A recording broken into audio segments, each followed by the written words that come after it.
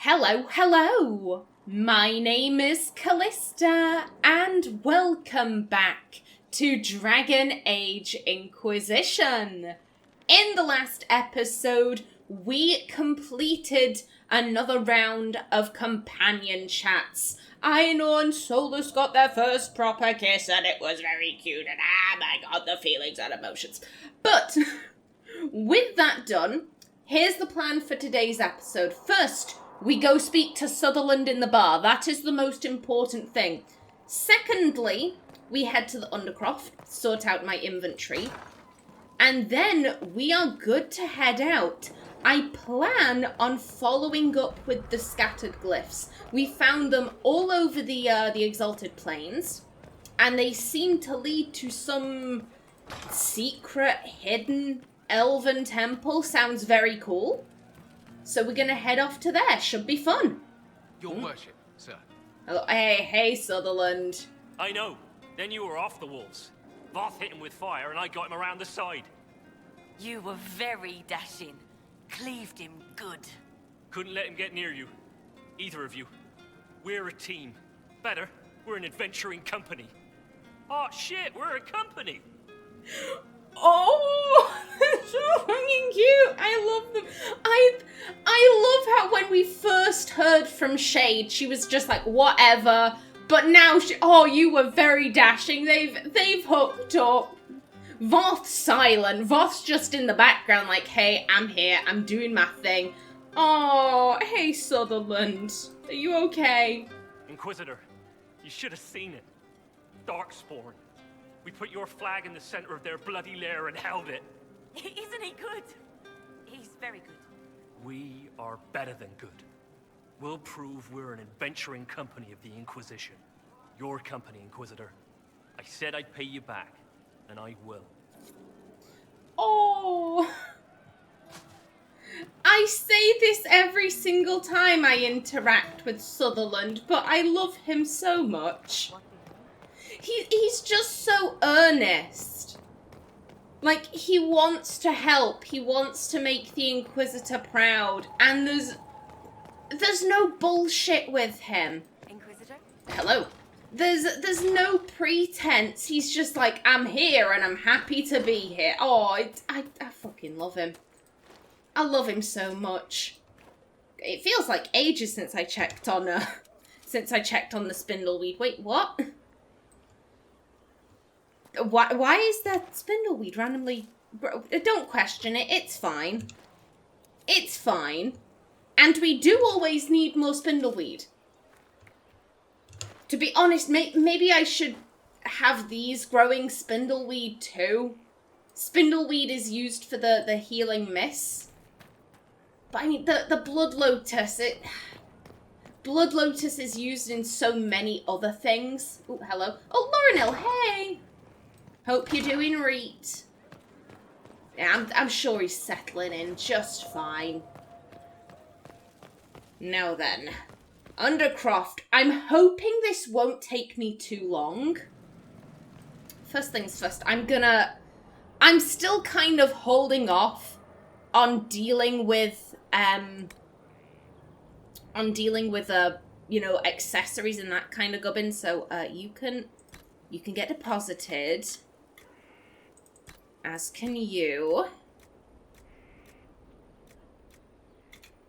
I'm pretty sure everyone has something, even if it's not good, so we can probably sell those. However, again, it's always better to check. I'm gonna keep saying this. I need to get Aenor a better weapon. Maybe we'll find a better weapon in the old elven temple. You never know. And, ooh. You have cleave. That's 166. But this... Ooh, that is very good. Yeah, take that. Sarah. Ooh. Ooh, hello. Yes, please, take that. That's an upgrade. Dorian Buddy. Yeah, go on. You can have that. Black Cowl.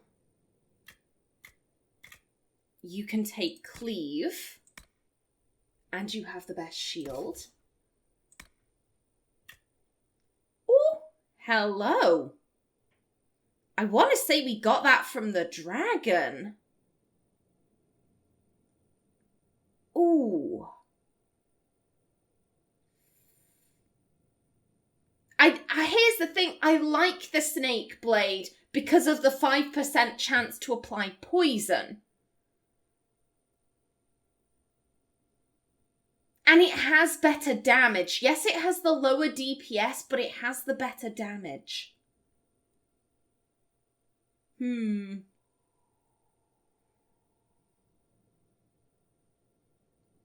I don't know about that. Let's see what else we have. Ooh. That's also really good. You know what, we'll get rid of both of them, and then you can have Edge of Vengeance. And Lady Jocasta's Revenge. Give me a minute. Let's be smart. There we go. Hey, Isabella's daggers. I think these are some of the prettiest daggers in all of Dragon Age. Like, no matter which game you're playing, these are the prettiest. I love them. Vivienne, my dear. You have the best you have. Oh, and she's still wearing a silly hat. I'm sorry. I'm sorry you don't look super fabulous, Vivienne. Buddy, you're all good. Iron Bull. Yeah, you have the best you can have. Okay, good stuff. No. Armor. Let's see. You're at 142, which means... yeah, that is better.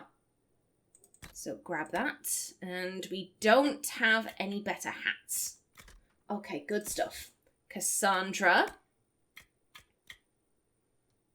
You're at 143, so have this. 149. And again, your hat is good. Sarah. You're at 142. Oh.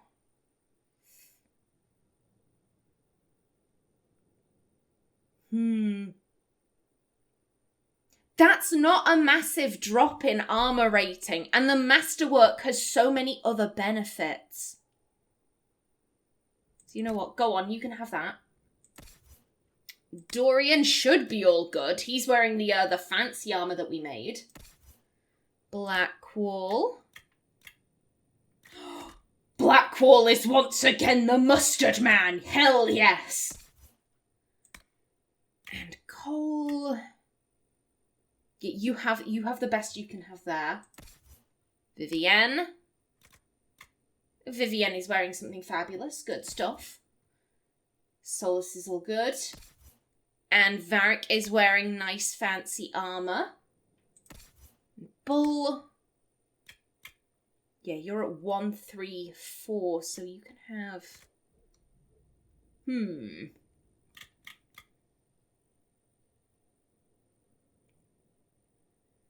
Yeah, it's minimal loss in armor rating compared to the 143, and it has all those nice bonuses, so... And I think the red suits Iron Bull. I think it suits Iron Bull a lot more than it did Aenor. I prefer Aenor in more, like, neutral shades, like browns, maybe whites. And accessories, let's just see. Does everyone have something? Even if it's crap. I'm probably going to do a deep dive into accessories before I do the next main quest. That's probably what I'll do. Okay, yeah, excellent. Lovely jubbly. We don't have any shipments, do we? Ooh! Fantastic! Excellent, lovely. What's with scalding? You're right, Dagna. You're right. You've got everything you could want here. Yeah, and that didn't take me too long at all. Excellent. Hold up. What am I doing? What am I doing? Let's, Where's my other hat? Wait, no. Right there. No. Be smart. Let's sell the accessories. because we don't need these. And then that way I won't run out of space for the grips and stuff. I'm thinking it through. I'm thinking it through. You can go. This's all good. Okay.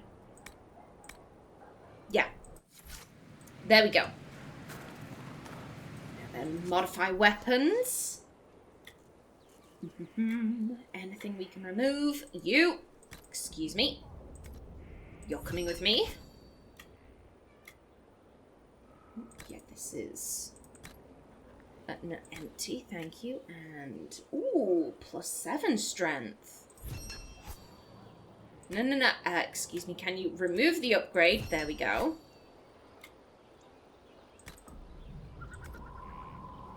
And remove.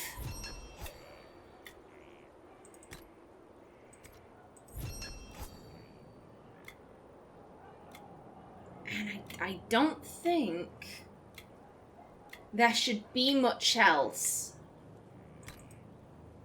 Remove that. And remove that. Good stuff. Now then, Aenor can't equip anything. Cassandra. Okay. Sarah, let's get you a grip. 9 willpower or 6 dexterity. Ooh. Well, this goes better with the bow, so take that. Dorian buddy. +5 willpower. Ooh, 11 magic, take that. Well, I mean, it's +2 magic, but it brings him up to +11, so...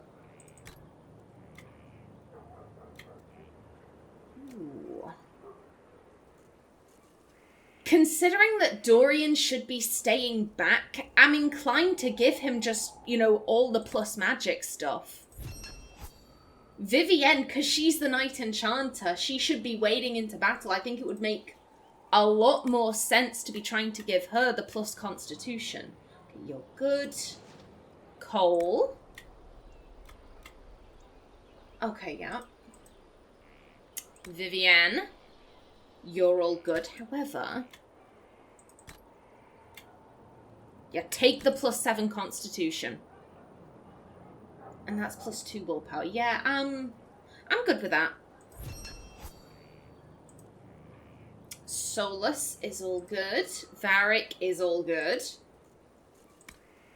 Bull, you're good there. And that brings us back round to Aenor. Excellent. Excellent. And armor. Give me your legs. They're my legs now, thank you. You have nothing. Excuse me.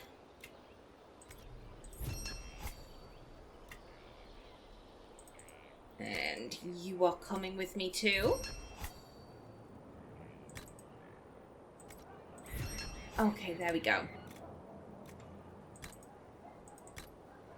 So take these and these. There you go. Looking lovely, Aenor. Very nice. Cassandra. Have these arms. Sarah, you can have these. Oh, which one do you want? There we go. Okay, you have everything. Okay, you're golden. Dorian is fine. Blackwall, you can take some arms. There you go. Cowl, I think... Oh, there you go. You can have these legs. Good stuff. There you go. Get yourself some proper boots, lad. Vivienne is all good. Solus is wearing something we can't upgrade. Varric, I would think, is all good. Yep. And Iron Bull is all good. Excellent. Okie doke. Oh, I feel so badly for Aenor having to wear that hat. I feel badly for most of the companions. A lot of them are wearing ugly hats. When I finally do focus in on making everyone some decent equipment, then I'll upgrade everyone. Okay, yeah, we can... That is good, but everyone has something better, so... We can just get rid of all of these. Yeah, everything that's better is in the chests.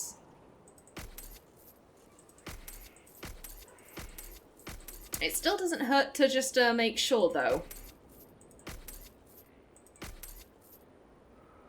Yep, these can go. And all of this can go. Goodbye. Oh, there we go. 12 out of 60. Oh, that's... yes. I like that. That is much better.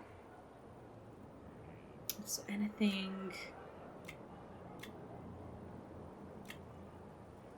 I feel like if it's under level 10, then we should get rid of it. Yeah, there we go. Okie doke. Good stuff. Alrighty then. With all that done, yeah, I think we sped through that. I think we got through that very quickly. Okay, now before I go... Oh, you don't have any guests. Good for you, Josephine. You keep working, lass. Ooh, hello. I'm sorry about that. For some reason, I don't know what it... Okay, you're pissing me off. Are you good? I'm sorry, that... I don't know what it is, but my Bluetooth, like, it keeps happening. I don't know why, but it's... For whatever reason, it goes off. And once it starts, typically, like, it does it, like, 5 to 10 times. So that was actually pretty decent, the fact that it only did it 3 times. But it gets very annoying. And I don't know what the problem is there. Now then, before we head out, let's send my counselors off doing stuff. So I'm gonna look through my notes. See you in a minute. I've arranged an accord between the Marquis and the Dowager. Wonder of wonders. Perhaps they can be useful to us after all. Okie doke, and I am back. Did you see the message I sent? Oh. Yes, thank you. Okie doke. Literally, whilst I cut away, my Bluetooth started going berserk. It, you know,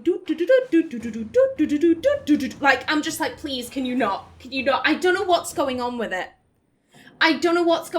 But it's been happening for the past week. Before recording, I've been unplugging my tablet from my tower. I don't know if that's been having any kind of effect, because I don't know if it's the tablet that's dinging the Bluetooth. I forgot to do that before today's session, so I've unplugged it. Fingers crossed that was what was causing the problem. It's very frustrating. It is very, very frustrating. But I have decided what I want to have people doing. So first things first, a friend in Carinus. According to Dorian, while most Tevinter Magisters are not Venatori supporters, they will also not raise a finger to prevent the Venatori from wreaking havoc in the south. There are some, however, who see the cult for what it is, and are trying to expose it. A Magister contact in Carinus by the name of Maevaris Talani is attempting to introduce a law in the Imperial Senate which would see Venatori activity sharply curtailed in Tevinter.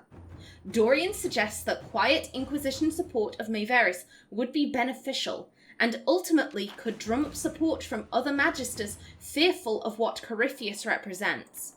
Cullen is not taking part. Liliana says Tevinter is a land where secrets are weapons. Let us arm this Magister against those who would oppose her vote. And Josephine says, I have contacts in Tevinter, although not many. Still, trading a few favours could help this Magister a great deal. I'm inclined to go with Josephine here. Yes, we're calling in the few favours we have within Tevinter. However, if it gets out that we were using political secrets, it could be messy. We aren't really fucking about with Tevinter, but if we're going to start, you know, trying to flex influence over there and, you know, kind of influence what's going on, I feel like we should be honest. You know, using secrets could bite us in the arse. Let's try a more honest approach. Let us begin. Indeed. And where is... Where's the next thing I want to go and do? Oh, wait, what was that? What was this? Aha, yes, a crew of ambassadors. Excuse me? Game? Can we... There we go. A report in Cullen's hand. A request worth considering. Using a smaller focus group for patrols has allowed a presence in areas where soldiers would intimidate and diplomats are looked on with suspicion. Sutherland and his group apparently crossed paths with an unusual dwarven work detail, and now we have an unexpected opportunity. An outreach to the mining caste of Orzammar. They are asking for help finding a lost expedition of drifters and offering sizable rewards.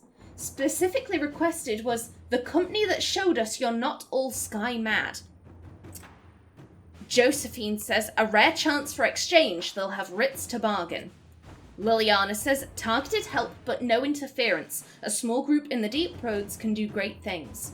And Cullen says we'll secure enough of the surrounding area to ensure that they can proceed without distraction.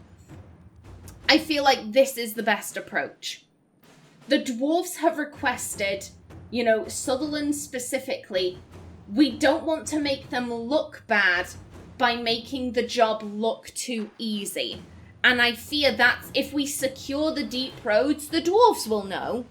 The dwarves aren't stupid. They'll be able to see, like, hey, there are Inquisition soldiers over there killing off, you know, excess Darkspawn and Deep Stalkers and all of that. Do they have so little faith in your group that they do this? Whereas, you know, sneakily helping, I feel like that could be the right way to go. Also, the mining caste looking for a lost expedition of drifters. I wonder if this is in reference to the drifters' cache. This was a little side quest in Dragon Age Origins, and as far as I'm aware, it's the only time drifters has been used in the game in reference to dwarves. And it seems like a very specific word to use. That's kind of why I'm like, is this a reference to that little side quest? If you can't remember the drifters, they were a group from the mining caste who kind of split off because they were following the song. They weren't using standard protocol. Instead, they were using their stone sense, and they came across, I believe it was a room with a broodmother or something to that effect. They found some darkspawn spawning grounds, and so they decided they were going to collapse the tunnel, killing themselves but also killing the darkspawn. It was something like that. Inquisitor. Indeed, and Cullen, dearest Cullen, make me some money. Thank you. To work? Indeed. Now then, let's see, where is... Investigate the elven glyphs. The elven glyphs discovered in the Dales might prove valuable. Cursory inspection suggests they predate the ruins in which they were found, possibly transferred onto the stone from a much older edifice that dates back to the original elven nation, or even earlier. Again, we're going through a heatwave. I apologize for the tongue fumbles and for all the times I slur. It is stiflingly hot. It's around 40 degrees Celsius or 107 degrees Fahrenheit, 104 degrees, 107, around there, and it's... I know that in America, that kind of heat, especially in areas like Texas and the more southern states, that kind of weather, it's very usual. However, in the UK it isn't, and bearing in mind, very few homes in the UK have aircon. We do not have aircon in this home because it simply wouldn't make sense. Summer only lasts for like 2 months, 2 to 3 months. As such, having aircon in every home, it'd be a waste of electricity. So, yeah, we're all boiling our asses off over here. We can't cope. After this, I'm gonna go have a Solero. Like, that's a ice lolly, and I'm gonna enjoy it.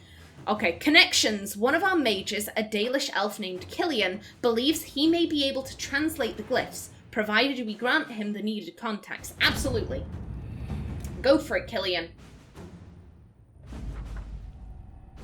It required some gifts to several Dalish clans travelling along the Waking Sea coast, but Killian was able to get the text he needed to translate the glyphs. He claims they are a kind of map, showing the location to an ancient temple dedicated to Dirthamen, the elven god of secrets. He has provided us the location, but it should be noted we're not the first to investigate these glyphs. A group of treasure hunters evidently mentioned them several years ago, though they have not been heard from since. Well, that's disturbing. Yeah, of course we're gonna venture forth after hearing about a missing group of treasure hunters. Hell yes, let's venture forth. Now then, considering we're dealing with ancient elven stuff, I figure Solus is he needs to go. He 100% needs to go. Here's the thing though, who do we want to send with him?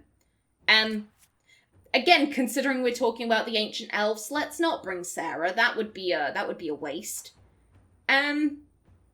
I feel like Cowl and Solus are a pretty good duo. You know what, Cassandra, Cowl, and Solus. There we go. I'm happy with that.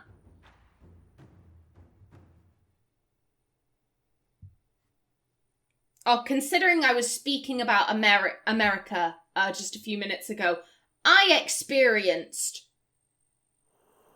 Is anyone going to say anything? No, okay. I experienced the cutest thing the other day. I doubt my father thought it was cute. Something I didn't realise I needed in my life. Watching my dad trying to pronounce the word Oregon. You know the state, Oregon? Or the Oregon Trail? I never left. Yeah, that's concerning. That is very concerning. Yeah, I never realised this. Turns out my dad can't pronounce the word Oregon. He tried Oregon, Origin. It was funny. I thought it was hilarious.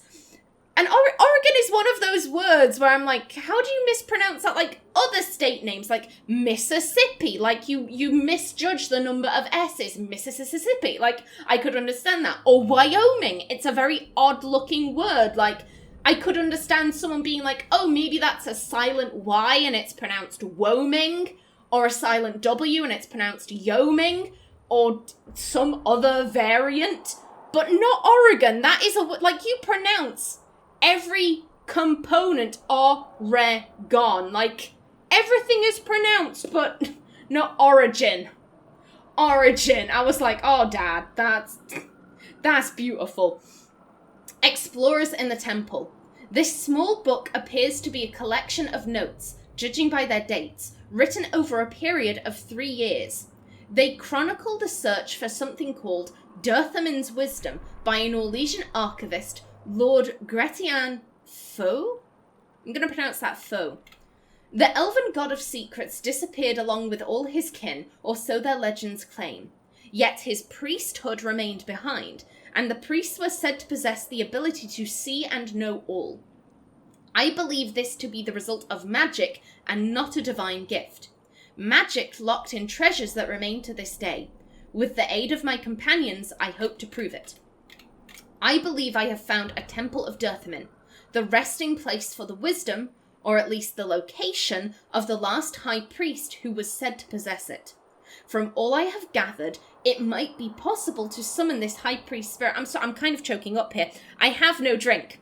I made the very foolish decision to start recording without a drink, and I am regretting those choices. Let's read this sentence again. I believe I have found a temple of Dirthamen, the resting place for the wisdom, or at least the location, of the last high priest who was said to possess it. From all I have gathered, it might be possible to summon this high priest spirit from either from the ether here in this place. Impossible? Yet Dirthamen's rituals will evidently allow it. Perhaps one of the oldest secrets we know of will be revealed to us here. Guys, you can't be dicking about with things you have no knowledge of. That's stupid. You shouldn't be doing that. Oh, the path of shadows. The path of shadows. The path of shadows. Doesn't that sound friendly? Doesn't that sound welcoming? Yay. Oh, we got some Veil Fire. Soulless. Oh, I saw that.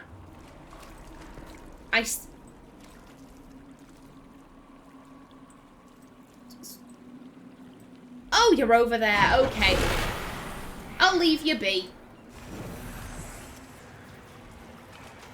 Let's take a look at this. So we have a statue to Fenharel in Dirthamen's temple.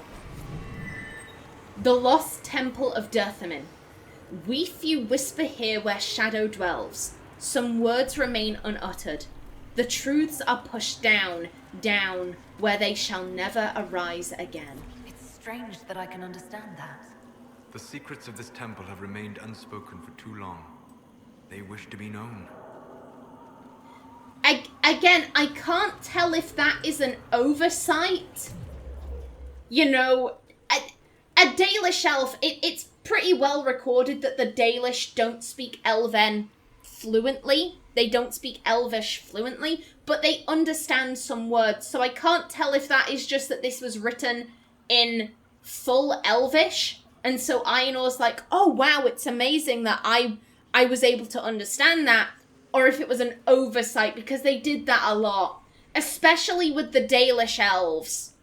There are so many times where a Dalish is like, Mathal? Who is that? I've never heard of this person. Meanwhile, Aenor, with her Valisleen dedicated to Mathal's exact same line. Who's Mathal? Never heard of her. What an odd name. And no, let's go back to Souls. Okay, let's attack this guy. No one dead, please. No, thank you. Okay, there we go. Good stuff. And they didn't drop anything. How rude.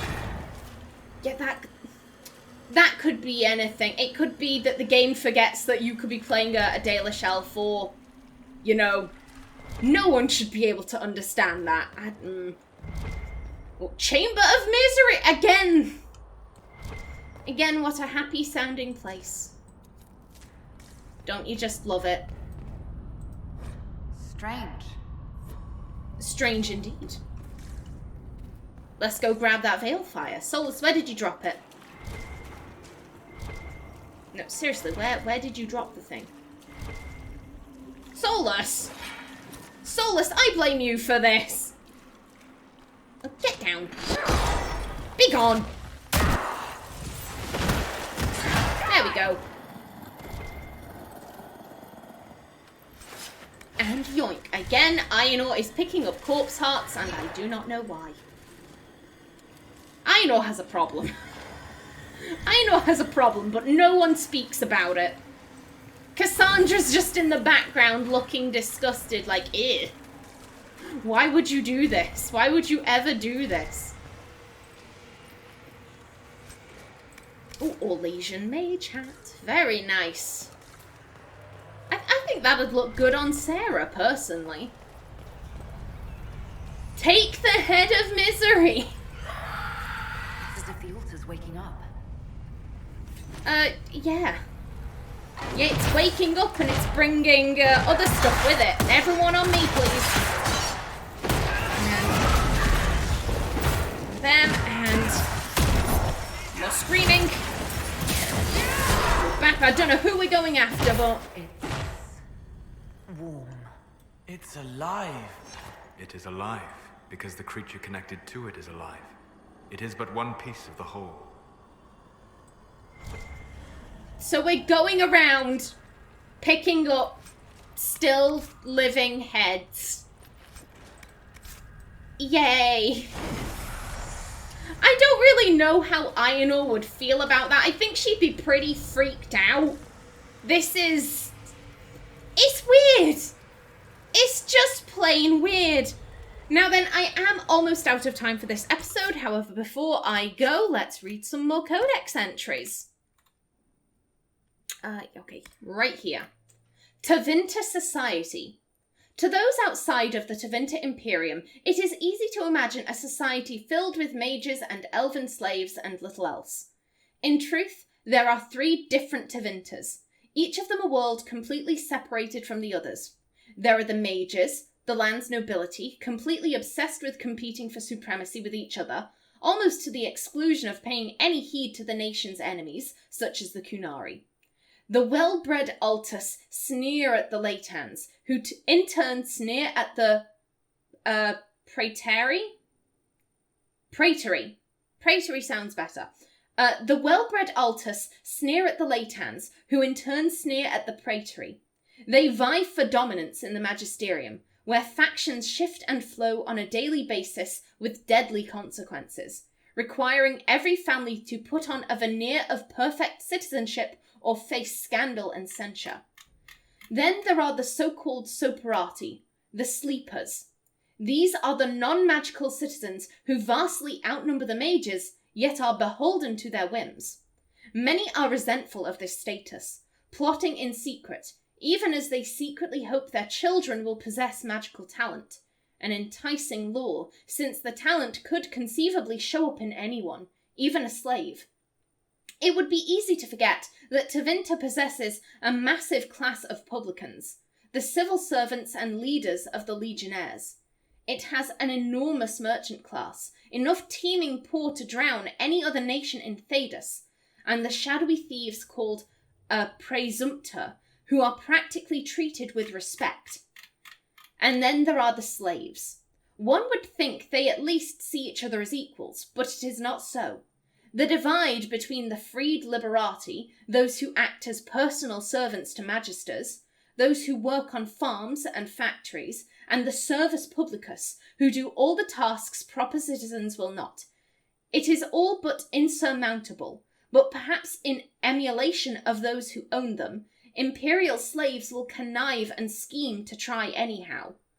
Outsiders might see it as futile, but to Tevinter citizens, their nation's social classes are the most mutable and rewarding of merit in all of Thedas. From In Pursuit of Knowledge, The Travels of a Chantry Scholar by Brother Genitivi. And the Avars.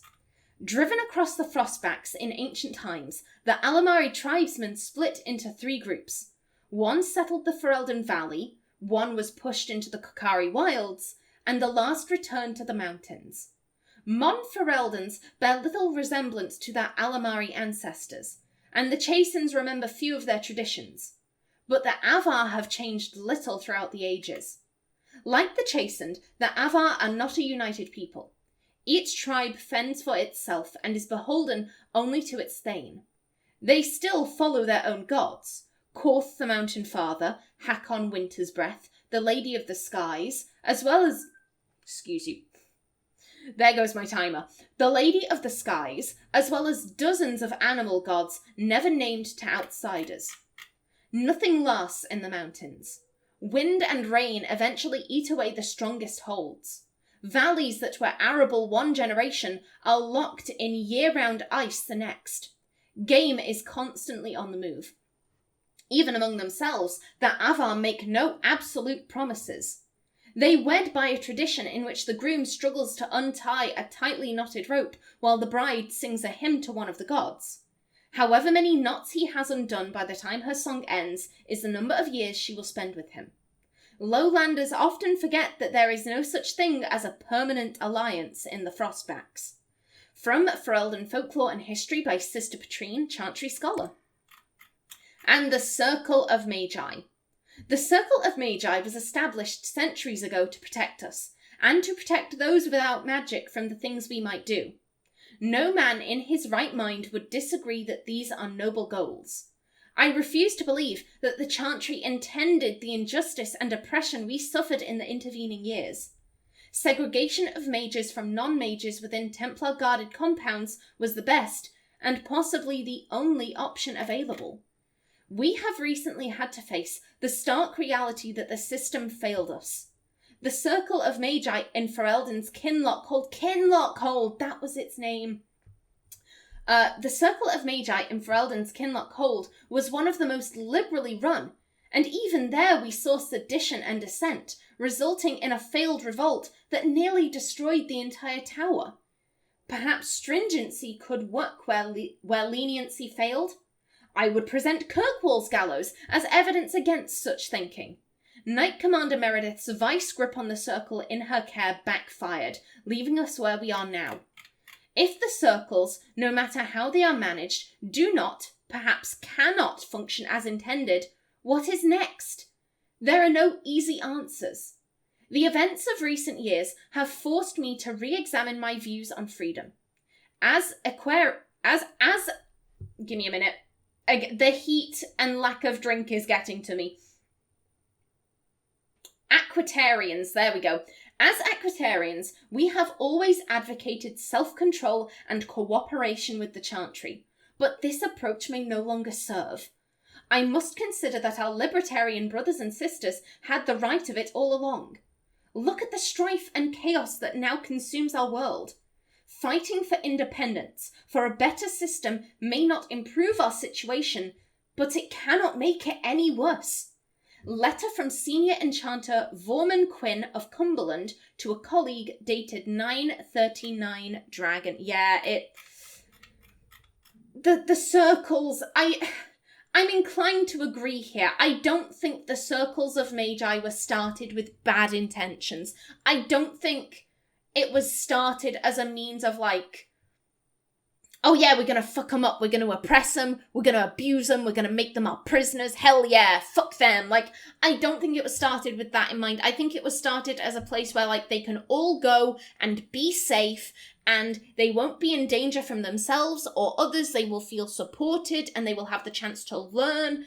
And because if you remember, back when the Circles of Magi began, the mages were only permitted to light candles. That was the only magic they were allowed to do. So by giving them the circles, they were given the opportunity to grow their magic.